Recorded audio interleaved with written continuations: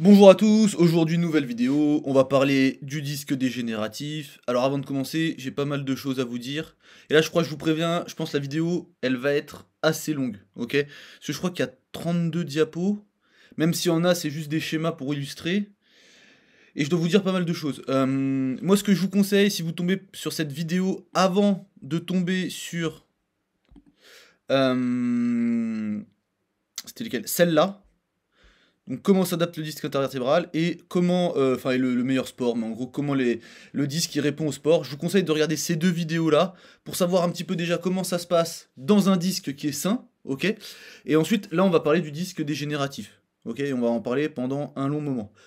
Comme j'avais dit dans ma dernière vidéo, donc celle-là, alors le jour où cette vidéo là elle sera publiée, ma formation ici qui est à 249 euros, elle repassera à 500 euros, enfin à 498. Voilà. Donc je vous remets juste ça ici si vous voulez voir ce qu'il y a. Donc il y a 4 modules, pardon.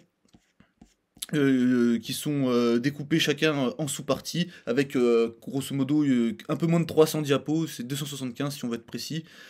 275 diapos, 7 heures de contenu vidéo où j'explique les diapos plus la pratique. Et voilà, et en fait, et je le mets à jour régulièrement, ok. Donc sur notamment le PDF, les vidéos je l'ai pas encore mis à jour, mais le PDF je l'ai déjà mis à jour.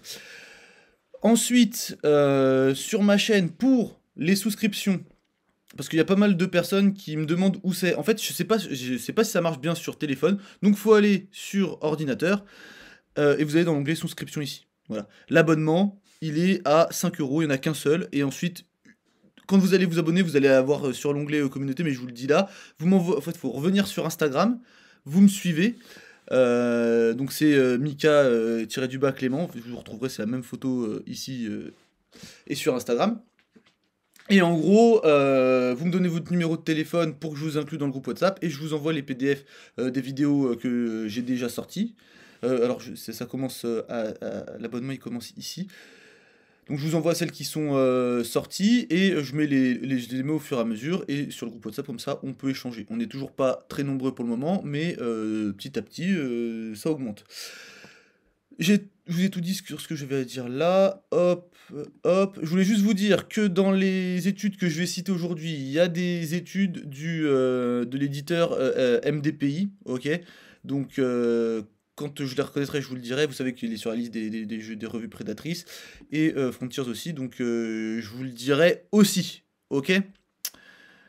Et donc on va pouvoir commencer. Alors c'est parti, donc le disque dégénératif, là je vous ai mis un schéma, en fait on va expliquer tout au long de la vidéo les différences. En fait ce qu'il faut comprendre, c'est que dans un disque sain et dans un disque dégénératif, il n'y a rien qui se passe pareil. C'est la chose qu'il faut retenir, c'est qu'il n'y a rien qui se passe pareil. Là vous avez des exemples voilà, avec l'augmentation de certaines choses, donc l'agrégane c'est le protéoglycane le plus présent, collagène de type 2, ça c'est ce qui va dégrader la matrice grosso modo. Et là, on voit que du coup, c'est l'inverse ici. Enfin bon, voilà. On va voir tout ça, ok. Première chose, donc le disque dégénératif, il est différent du disque sain. Waouh, on s'y attendait pas. En fait, ce qu'on va observer, c'est que au cours en fait, on va avoir une diminution de la densité cellulaire qui va être causée par plusieurs choses. Hein. Ça peut être des cellules qui meurent, ok, de la mort cellulaire. À cause soit de moins de transport en oxygène, de moins de glucose, tout ça, ça va faire qu'on va avoir moins de cellules. Ok, la densité, elle va être plus faible. Les changements dégénératifs dans l'approvisionnement en vaisseaux sanguins, dans les corps vertébraux, pareil, ça va jouer. Et les changements dans l'architecture de la plaque terminale. C'est-à-dire qu'en fait, la plaque terminale, bah, il y a des vaisseaux qui passent pour venir... Enfin, c'est par là que ça va passer, on va dire, plutôt. Pas les vaisseaux, c'est par là que ça va passer pour venir nourrir le disque. Et en fait, si cette plaque-là elle a des problèmes, et ben en fait ça diffusera moins bien, ça passera moins bien les nutriments, et du coup on va avoir de la mort cellulaire. Ok. On va aussi avoir la perte de protéines membranaires qui sont utiles pour la communication entre les cellules. Alors là c'est pour ça que là il faut aller voir la vidéo d'avant. Ok, je vais pas tout répéter, mais en gros les cellules, il y a une interaction cellule-cellule, et en fait elle va être perdue, cette interaction cellule-cellule, par la perte de la N-cadérine. Ok. Et donc ça peut contribuer à la diminution de la densité cellulaire. Ok. Donc ça, c'est la première chose. Deuxième chose, Deuxième chose, pardon, changement de la forme des cellules. Donc on va avoir une modification de la forme des cellules. Et en fait, les grandes... normalement, dans le noyau, c'est des grandes cellules avec des vacuoles, mais ça pareil, il faut avoir vu la vidéo précédente, je vais pas le répéter à chaque fois. Et en fait, elles vont progressivement...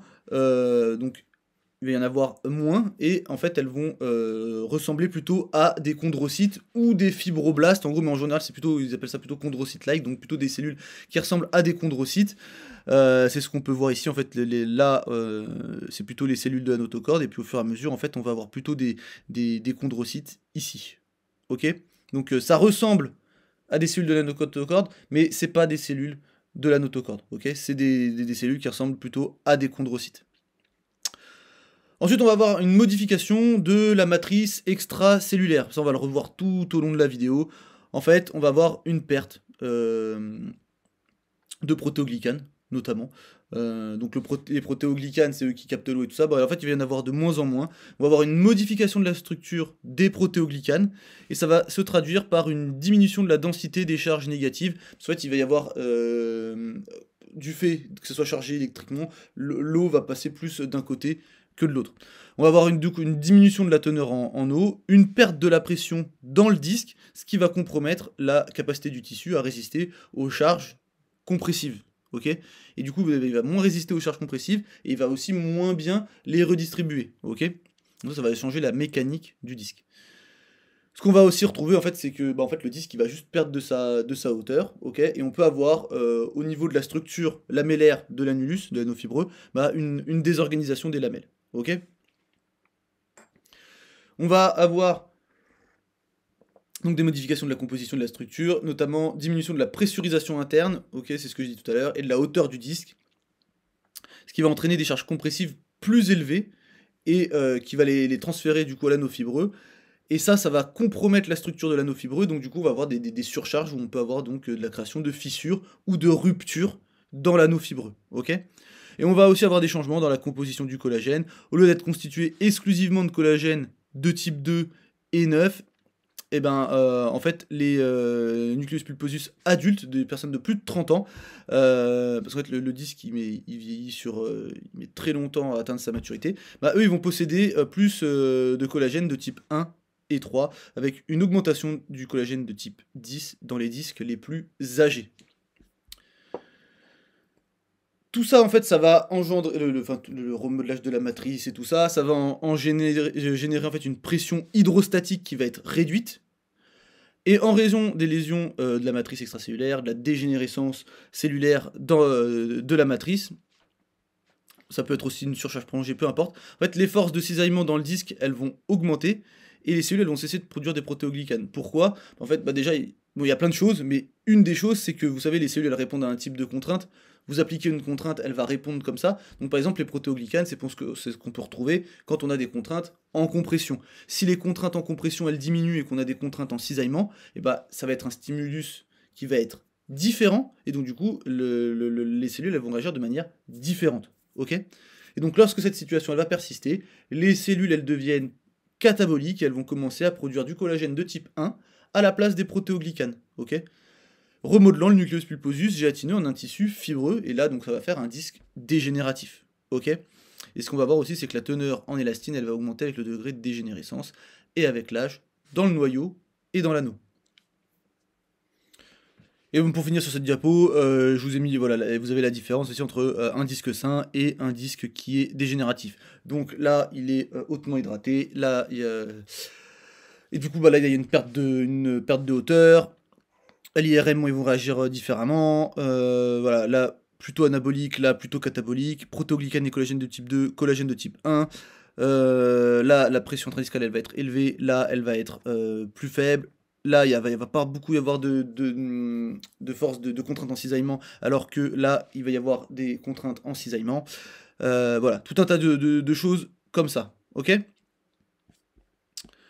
Donc, déséquilibre entre l'anabolisme et le catabolisme, ça c'est ce qu'il faut vraiment comprendre, ok. Donc on va aller un peu plus loin dans les détails, mais au final, c'est juste qu'il faut comprendre que c'est un équilibre, et que dans le disque dégénératif, on bascule du côté du catabolisme. Donc l'anabolisme, en gros, on va créer du tissu, créer de la matrice. Catabolisme, on va la dégrader, ok.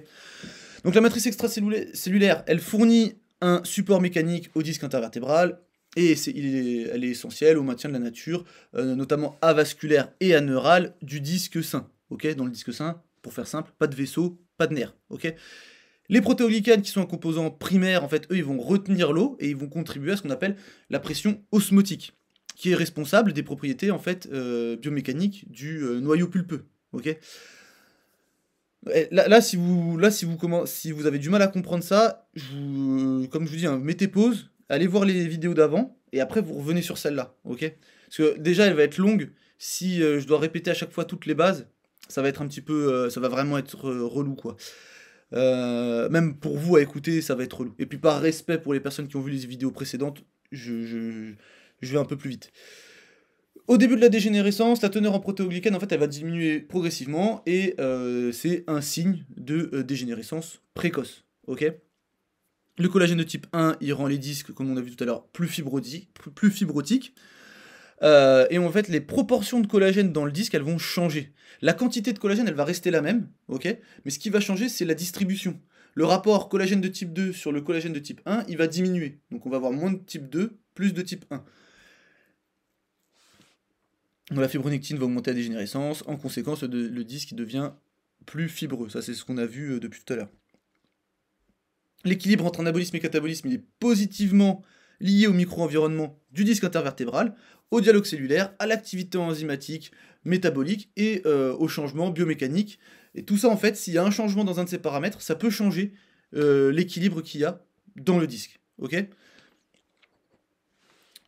Donc l'activité catabolique, elle progresse continuellement à partir du moment en fait où en général à partir du moment où elle a commencé, parce qu'on va voir pourquoi c'est une cascade.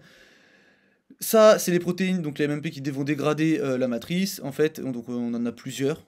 Celles qu'on voit le plus, c'est les MMP et les, alors je sais pas comment on les prononce, c'est ADAMTS. C'est les facteurs cataboliques les plus importants. Il y a différents types.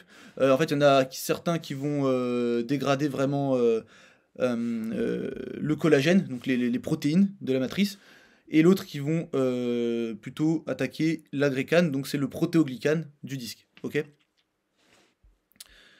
Dans le disque en dégénérescence, on a une augmentation de l'expression des cytokines inflammatoires. Et on va voir pourquoi, et on va voir l'inflammation, quel est son rôle dans les disques.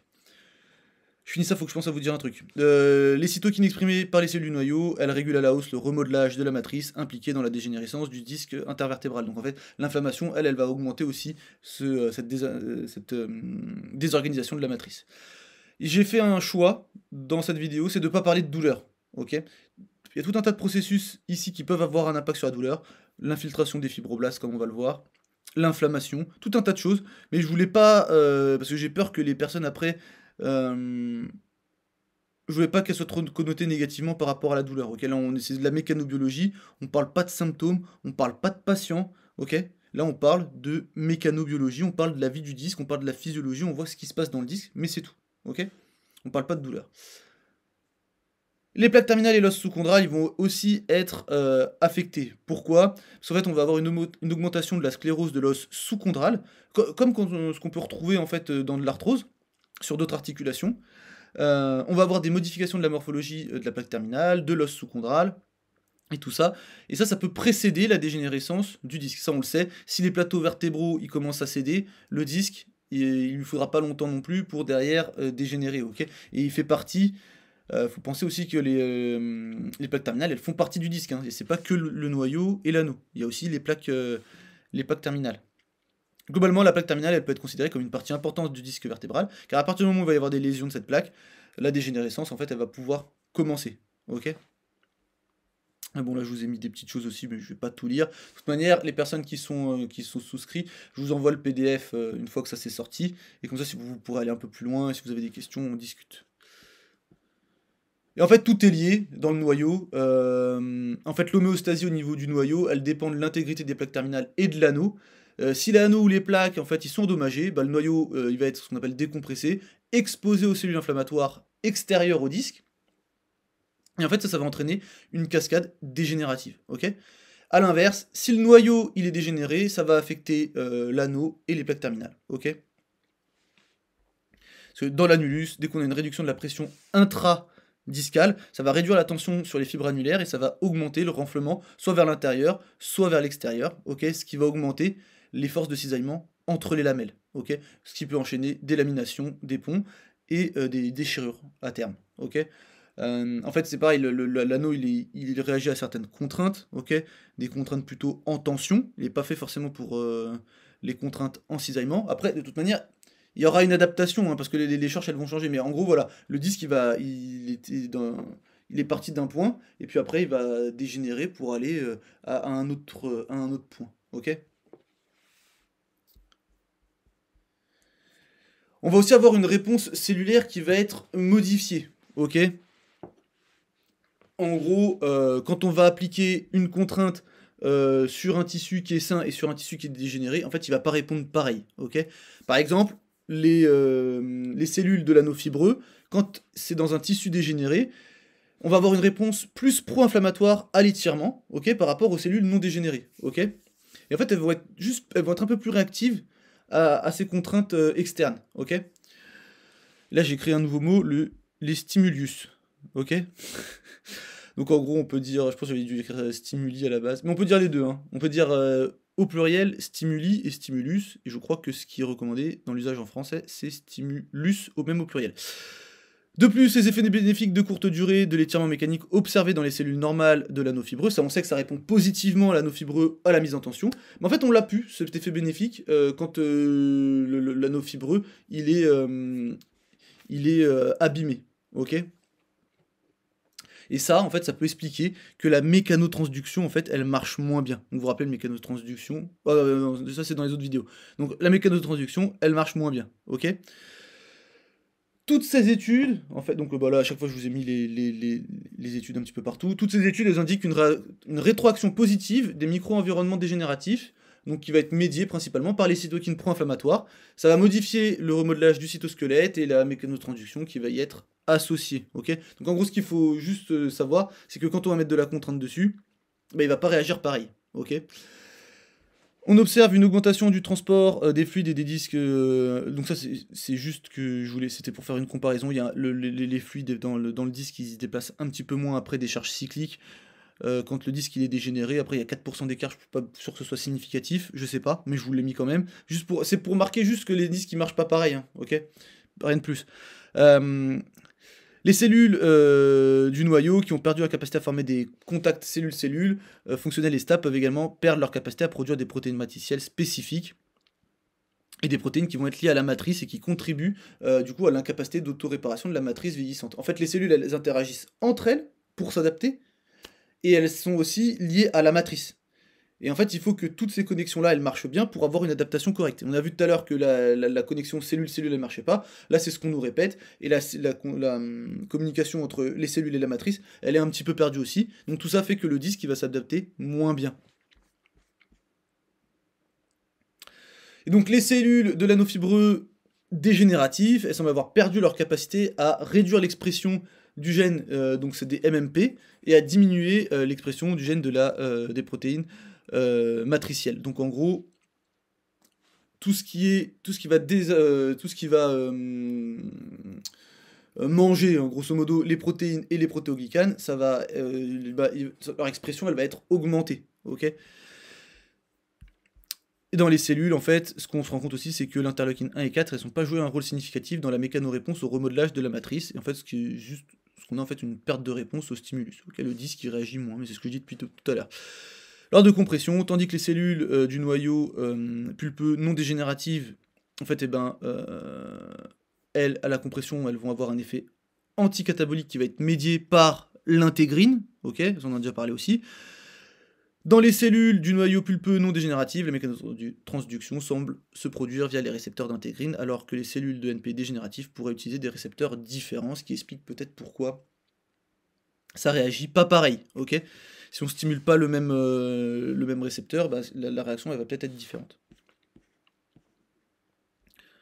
On va avoir aussi une modification de la pression hydrostatique. Donc en gros, vu que le noyau c'est un semi-liquide, qu'il y a des protéoglycanes qui captent l'eau, il va y avoir des phénomènes de pression hydrostatique, ok. Et donc les cellules du disque intervertébral, elles réagissent à ces changements de pression. En fait, ce qu'on sait, c'est que dans le noyau, la production de protéoglycanes, bon, à 0,3 mégapascal, bon, on s'en fout, mais en fait, elle est 20% plus élevée qu'à 0,1.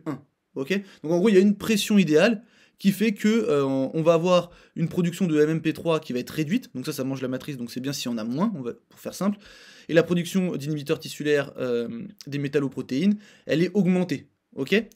Donc ça va réduire le remodelage de la matrice extracellulaire. Et en fait, ce mécanisme de détection de la pression des cellules du noyau, il est altéré dans les cellules dégénérées. Ça marche moins bien, ça, ok, car elles réagissent de manière moins anabolique à la pression intradiscale physiologique. Donc ça c'est important. On sait aussi qu'on a une perte, hein. Vous savez, il y a moins de pression dans le noyau quand c'est dégénéré. Donc forcément, peut-être qu'on va avoir une production de protéoglycanes qui va être diminuée et les MMP3 qui vont être augmentés. Ok. Donc tout ça en fait, pareil, c'est comme je vous dis, ça, dans le noyau, il y a dans le disque, je veux dire, dans le disque dégénératif, il y a un peu plus rien qui va. On a aussi la diminution du pH. Donc ça en fait ça peut être causé par plusieurs choses, hein. L'altération de la perméabilité des plaques terminales, donc là où il y a en gros la nutrition elle peut diffuser. Et tout ça en fait ça va faire que une diminution de l'apport en nutriments et une baisse du pH, car on va avoir des métabolites de la glycolyse qui vont, anaérobie notamment, qui vont s'accumuler dans la matrice discale. Donc le pH, donc ça veut dire que le pH il va diminuer, donc l'acidité elle augmente. La réponse à la compression des cellules du noyau pulpeux a un pH représentatif du tissu dégénéré, donc 6,5. Il est représenté par un changement de métabolisme, du coup, où on va passer de l'anabolisme vers le catabolisme. Donc, vous voyez, en fait, la plaque terminale, elle est plus ouf. Ça change la nutrition au niveau du disque, qu'est-ce qui se passe.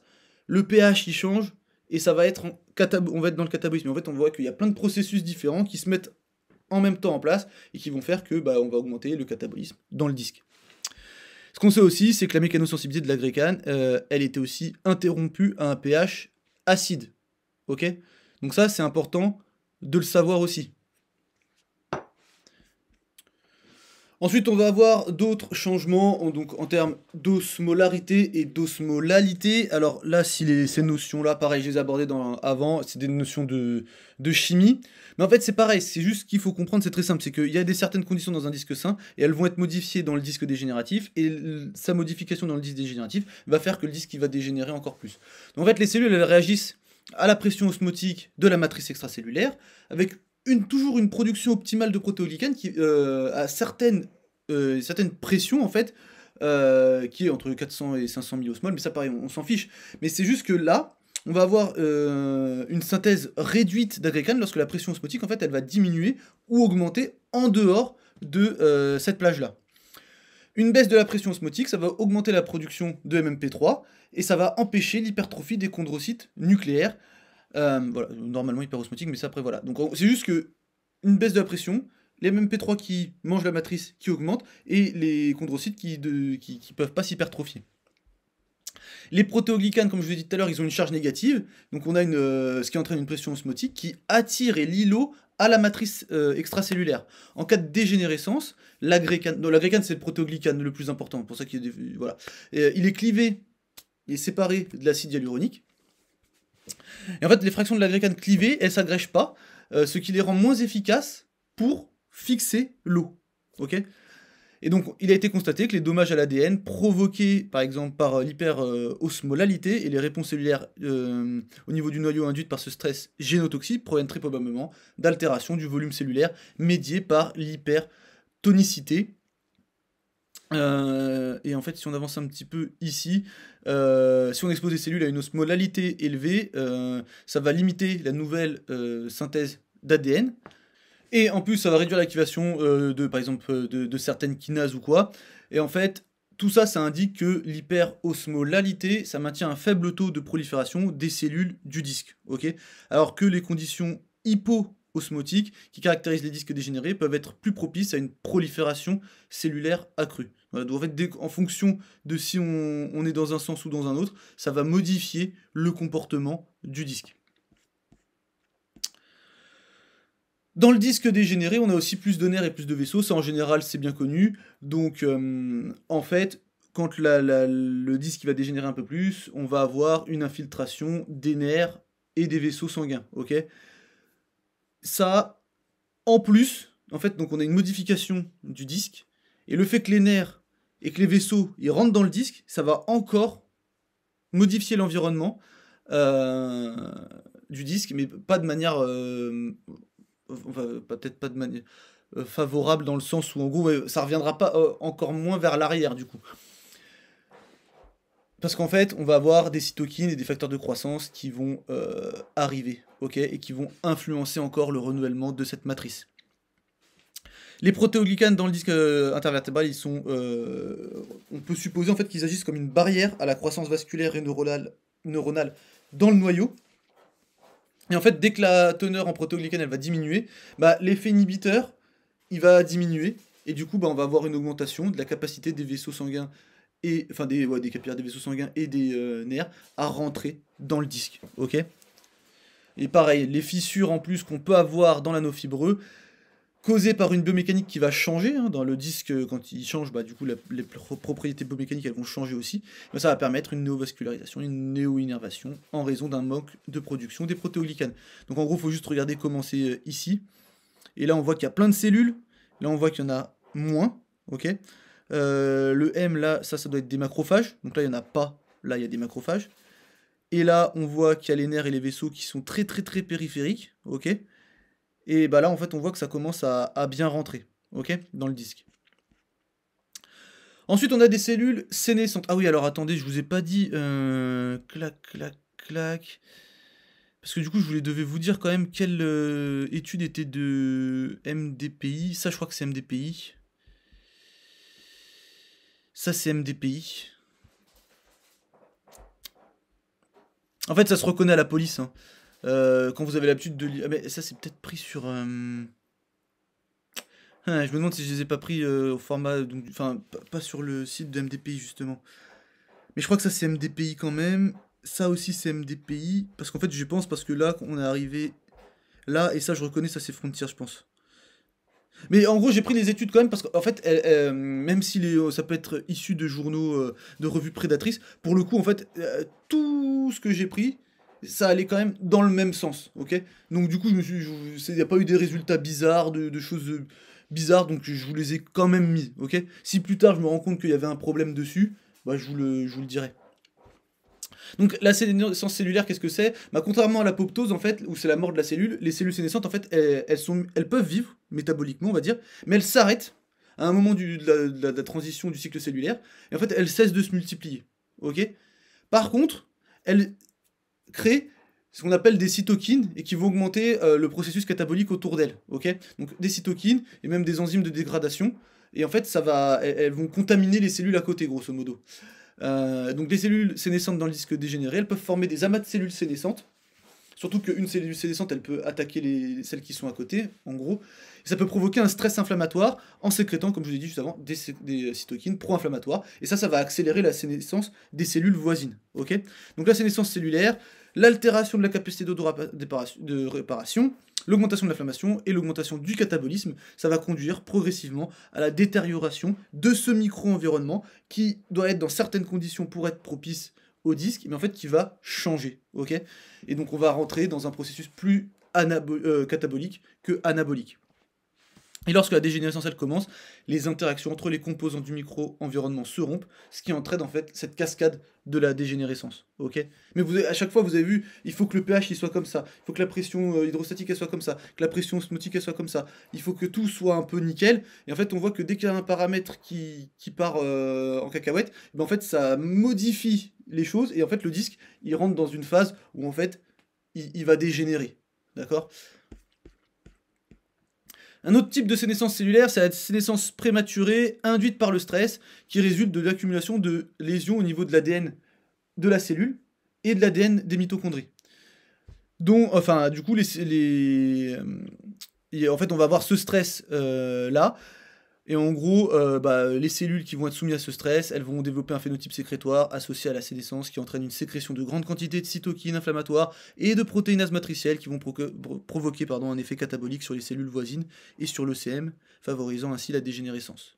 Je bafouille beaucoup aujourd'hui, non?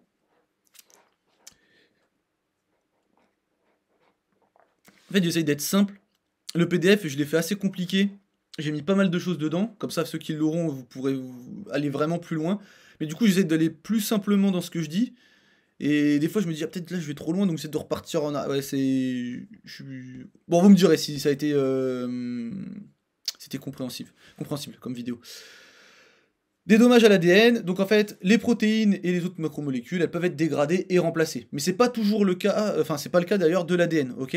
Lui, il a besoin de mécanismes de réparation qui sont plus rigoureux, ok? Et les cellules, de toute manière, elles accumulent toujours de l'ADN endommagé au cours du temps. Et du coup, c'est pour ça que on peut avoir des problèmes au niveau de la cellule.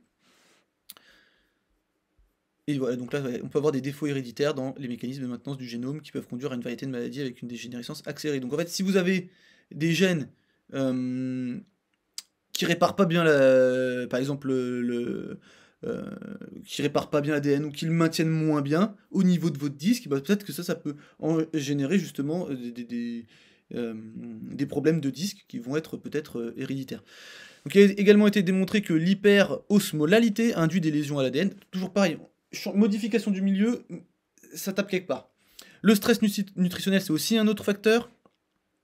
Faible taux en O2 et un faible pH, donc faible pH, comme tout à l'heure, peuvent augmenter les dommages de l'ADN, réduire la synthèse de protéoglycans, on le sait, et du collagène, bon voilà. Cet environnement extrême expose le disque à des risques de contraintes supplémentaires, ok?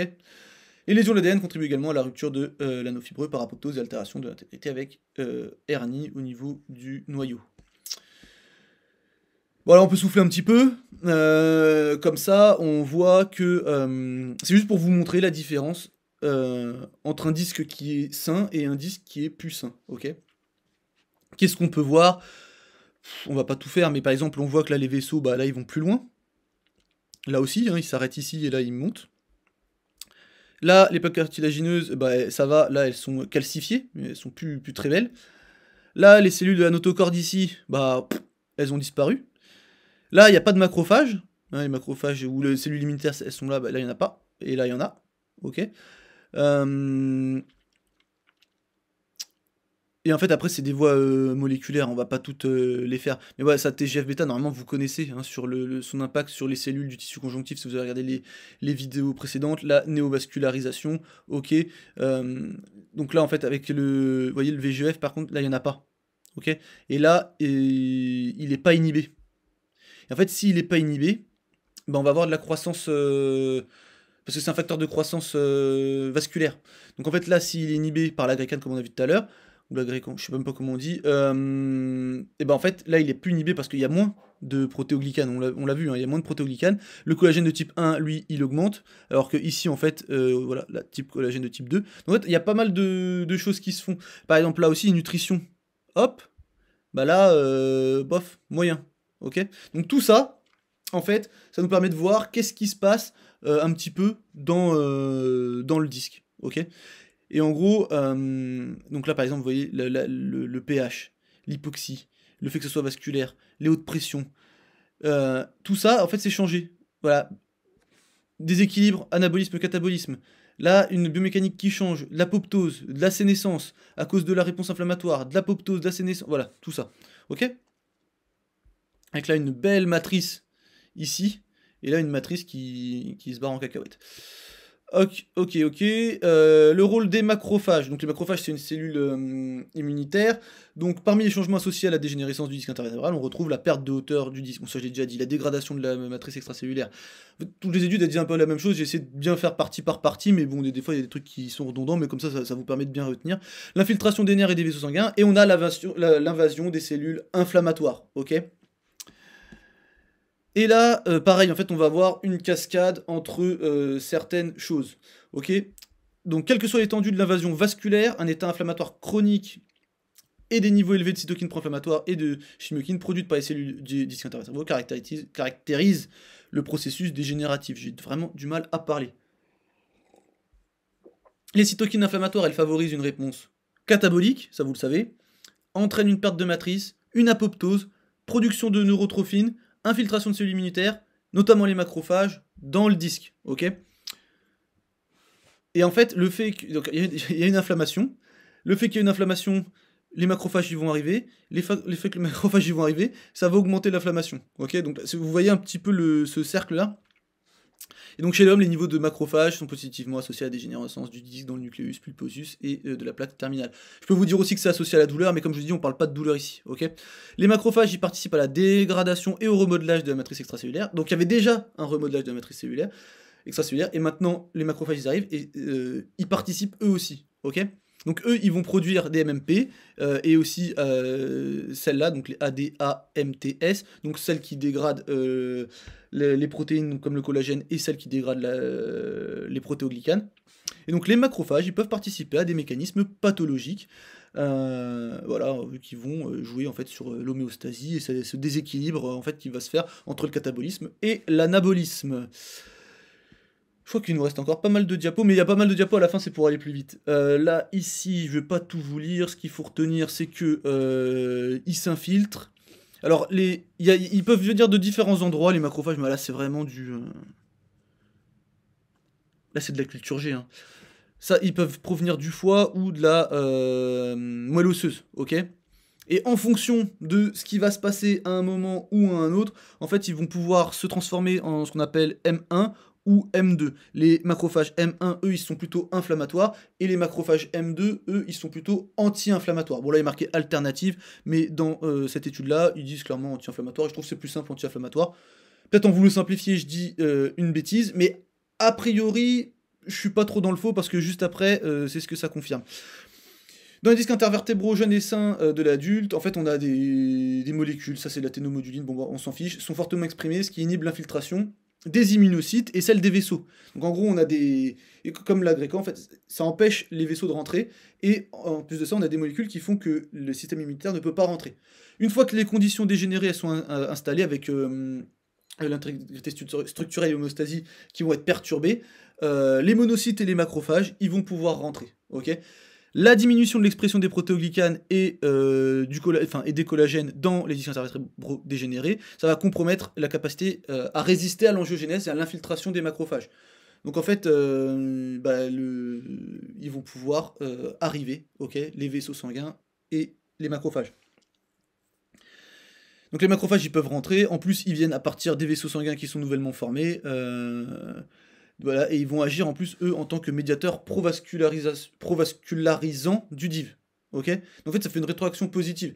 Il y a des vaisseaux sanguins avec des macrophages qui arrivent, et les macrophages, ils permettent aux vaisseaux sanguins. Donc, en fait, la matrice, elle tient moins bien. Les vaisseaux sanguins, ils peuvent arriver. Dans les vaisseaux sanguins, il y a les macrophages, et les macrophages, ils vont faire en sorte que les vaisseaux sanguins, ils peuvent encore à s'infiltrer. Ok ? Donc voilà, c'est vraiment cette boucle positive en fait qui va qui va faire qu'on a vascularisation, qui va augmenter l'arrivée des macrophages, qui va augmenter la vascularisation, qui va augmenter l'arrivée des macrophages, et les deux en fait ils vont se tirer vers le haut, ok ? Ici, alors qu'est-ce qu'il faut retenir ici ? Ouais, c'est ça, hein, c'est que les macrophages M1, eux, ils sont associés à une inflammation chronique. Leur nombre, il était supprimé après infiltration de macrophages M2, donc les M2, ils peuvent inhiber les M1, ce qui indique que les M1 et M2 jouent alternativement des rôles différents au niveau du stade de la dégénérescence. Là, je vous ai mis un petit peu les chemins, et ici on voit M1, hop, dégénération, et ici ça diminue, les M2 ici ils vont diminuer. On voit qu'il y a M2A et M2 médium. Bon après là, moi je suis pas un immunologiste, ok ? La sénescence cellulaire, c'est une forme irréversible d'arrêt du cycle cellulaire. D'ailleurs, vous vous rappelez, hein, la sénescence, ça peut être engendré, quand on avait la vidéo sur les infiltrations, ça peut engendrer de la sénescence, ok ? Donc ça va mettre en état de sénescence, la cellule ne pourra pas revenir en arrière, les cellules du tendon ou des choses comme ça, ok ? Donc la sénescence des cellules du noyau, c'est l'une des principales caractéristiques de la dégénérescence des disques intervertébraux, et elle est induite par divers facteurs inflammatoires. Donc là, c'est le TNF-alpha, interleukine 6, des choses comme ça. Je crois que c'est alpha ici, ouais. Oui, c'est TNF-alpha, ouais. Les macrophages M1 infiltrés peuvent produire des cytokines qui entraînent la sénescence des cellules du noyau pulpeux et conduisent finalement à l'exacerbation de la dégénérescence du disque. Vous voyez, en fait, là, vous comprenez que tout va mal à un moment donné. Hein.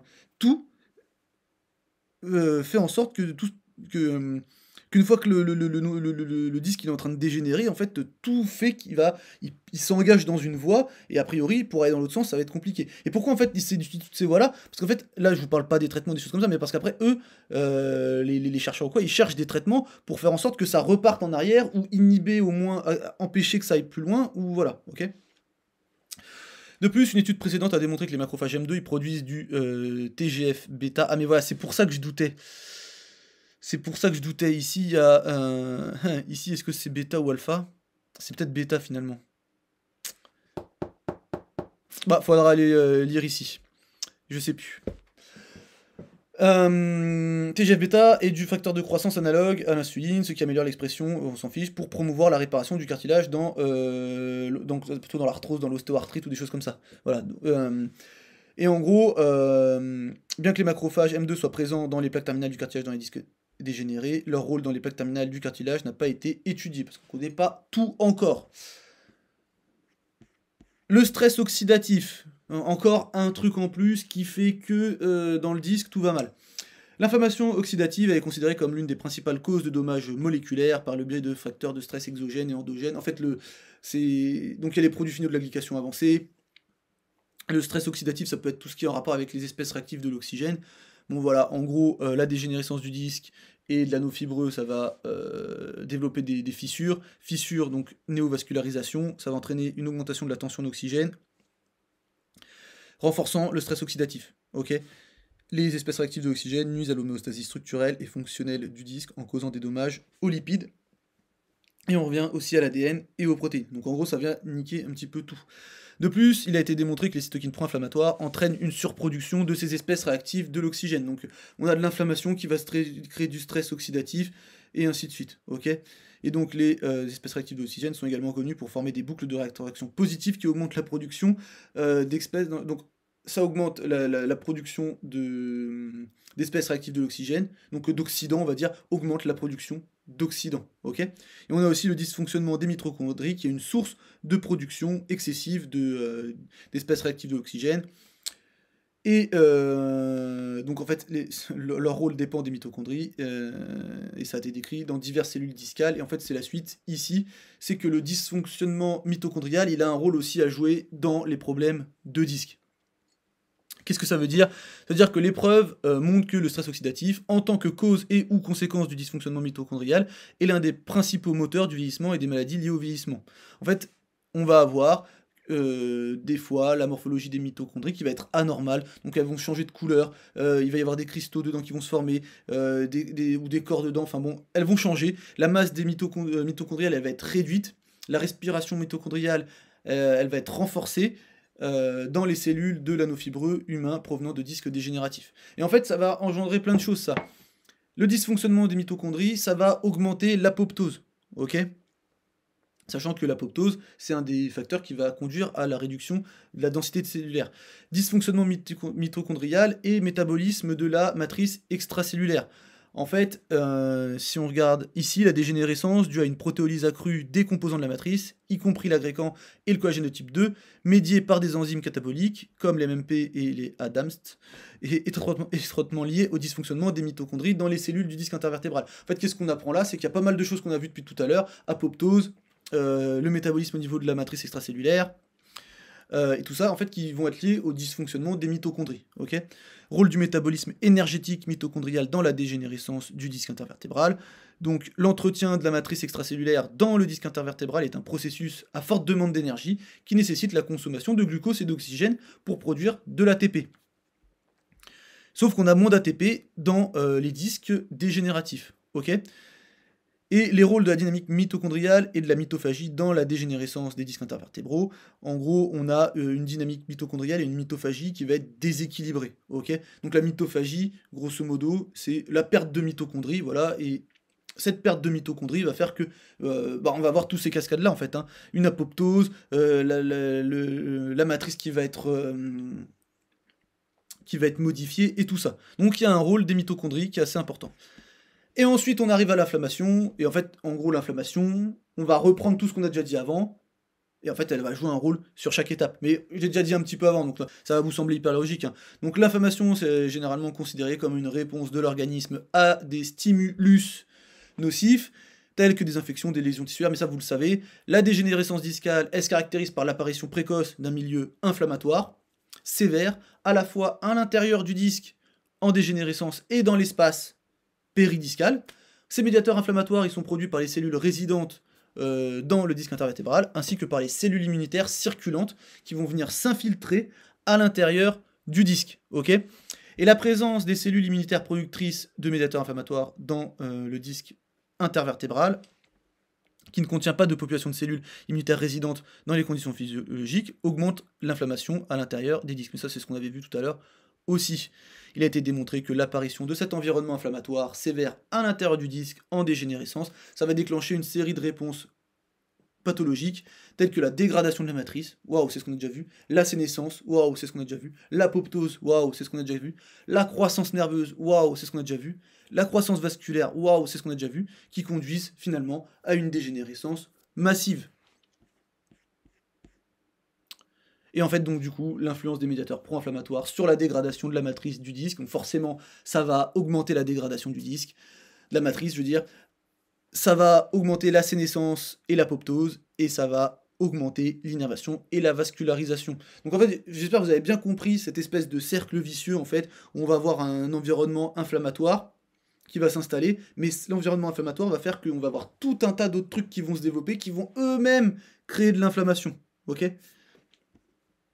Et en fait, tout ça, c'est juste un cercle vicieux.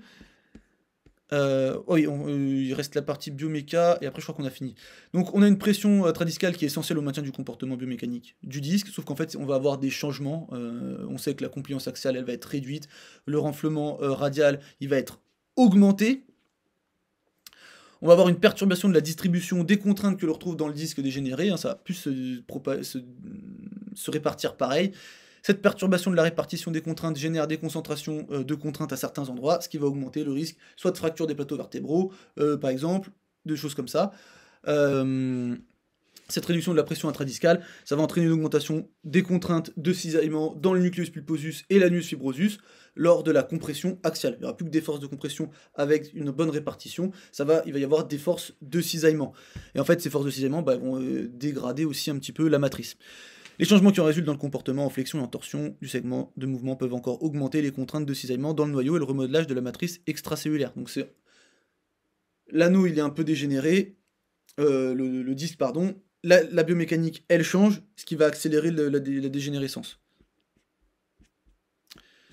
Le passage de la pression hydrostatique aux contraintes de cisaillement, donc comme je vous ai dit, hein, le noyau il est fait pour... Enfin, il y a de la pression hydrostatique, il est fait pour résister aux contraintes en compression. Là, on a une modification.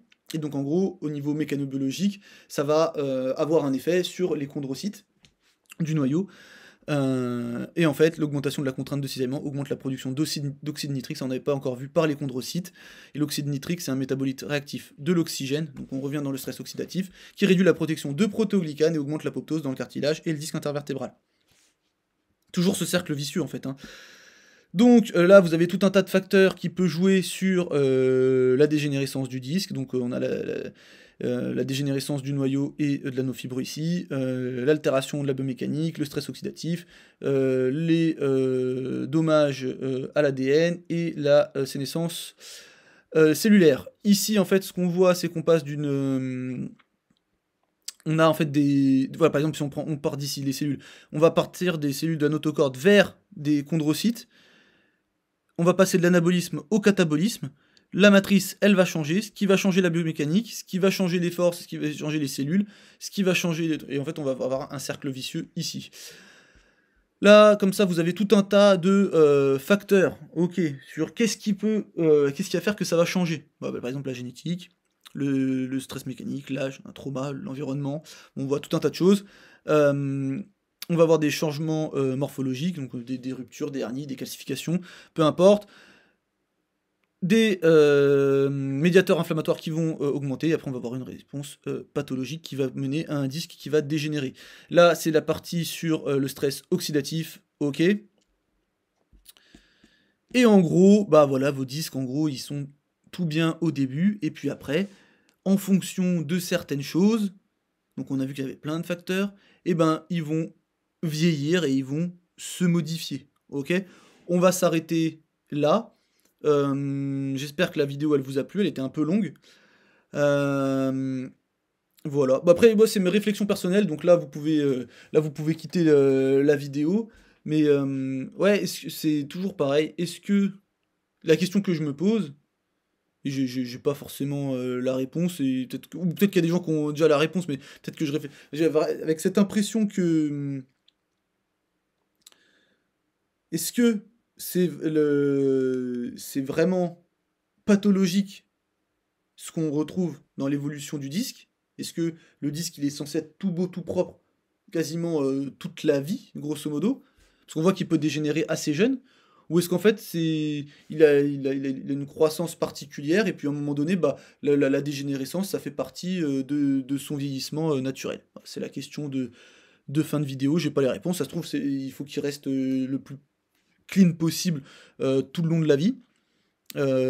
Après, est-ce que c'est possible? Bon, on sait que l'arthrose, de toute manière, ça va s'installer au niveau de certaines articulations. Le tendon, pareil, ça peut dégénérer à certains endroits, notamment au niveau des épaules et des choses comme ça. Est-ce que c'est le vieillissement normal du corps, ou est-ce que c'est vraiment un processus pathologique qu'il faut absolument inverser? Alors peut-être que oui chez certains, parce que ça peut être facteur de douleur et des choses comme ça, peut-être que chez la plupart des gens, pas forcément. Voilà, c'est la question que je pose. Je pense que la vidéo elle est assez longue, donc on va s'arrêter maintenant et on se dit bah, à la prochaine. Salut!